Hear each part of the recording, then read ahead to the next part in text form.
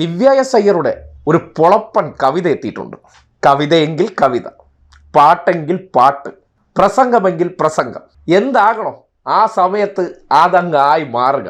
അതാണ് കേരളത്തിന് പരിചിതമല്ലാത്ത ഒരു IAS ഉദ്യോഗസ്ഥ. ഒരു ഞരമ്പിപ്പോഴും പച്ചയായുണ്ടോ എന്ന് ഒരു ഇല തന്റെ ചില്ലയോടോതി. ഒരു ഞരമ്പിപ്പോഴും പച്ചയായുണ്ട് എന്ന് ഒരു ഇല തന്റെ ചില്ലയോടോതി. ഇലയൊന്നു കൊഴിയാതെ ഇപ്പോഴും ബാക്കിയുണ്ടെന്ന് ഒരു ചില്ലക്കാറ്റിനോടോതി. ഒരു ചില്ലക്കാറ്റിൽ കുലുങ്ങാതെ നിൽപ്പുണ്ട് എന്ന് ഒരു മരം പക്ഷിയോടോതി.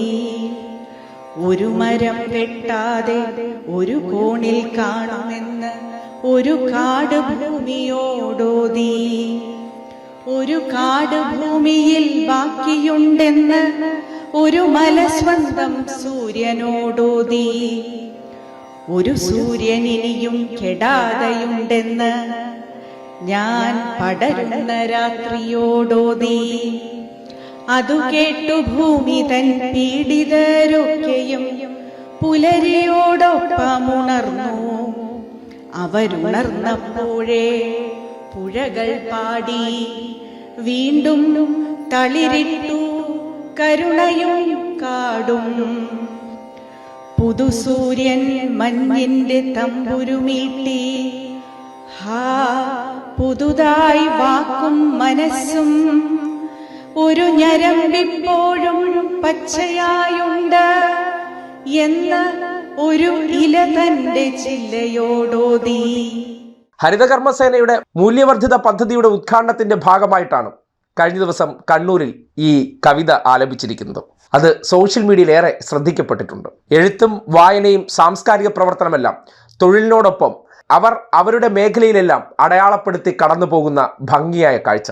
മുൻപ് IAS മേഖലയിലുള്ളവരെല്ലാം ഗൗരവക്കാരാണെന്ന് കണ്ടെടുത്ത് അങ്ങനെയല്ല, IAS എന്നത് ഒരു പദവിയുടെ ഭാരമേ അല്ല, താൻ എന്താണോ അതായി ജീവിക്കാൻ കഴിയുന്ന ഒരു സിമ്പിൾ പദവിയാണെന്ന് വീണ്ടും വീണ്ടും തെളിയിക്കുകയാണ്. ജനങ്ങൾക്കിടയിലേക്ക് ഇറങ്ങിച്ചെന്ന് അവരിൽ ഒരാളായി. അത് സിനിമാ പ്രവർത്തകരുടെ പരിപാടിയാണെങ്കിൽ സെലിബ്രിറ്റികൾക്കിടയിൽ അവരിൽ ഒരാളായി, സാധാരണക്കാരായിട്ടുള്ള ഹരിതകർമ്മസേനക്കാരാണെങ്കിൽ അവരിലെ ഒരാളായി. അങ്ങനെ ഇവിടെയും ആർക്കൊപ്പം ചേരാൻ കഴിയുന്ന രീതിയിലുള്ള മനോഭാവത്തോടെ IAS പദവിയെ കൂടുതൽ ജനകീയമാക്കുന്ന പ്രവർത്തനങ്ങളാണ് ദിവ്യ എസ് അയ്യർ പൊതുവേദിയിൽ കാണിക്കുന്നത്. ആ നിലയ്ക്കാണ് അവർ ചെയ്യുന്ന പല പ്രവർത്തനങ്ങളും സോഷ്യൽ മീഡിയയിൽ വലിയ തോതിൽ ശ്രദ്ധിക്കപ്പെടുകയും ചെയ്യുന്നത്.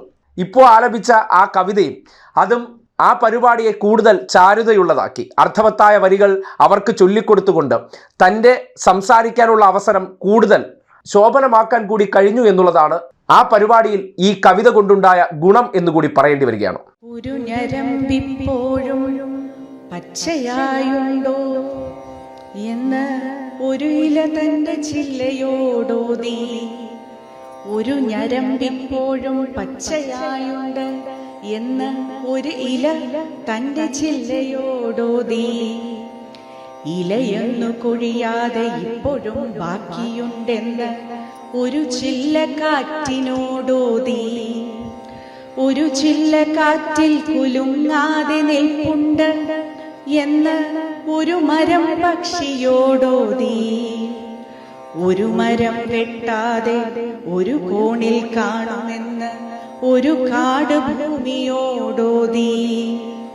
ഒരു കാട് ഭൂമിയിൽ ബാക്കിയുണ്ടെന്ന് ഒരു മല സ്വന്തം സൂര്യനോടോതി.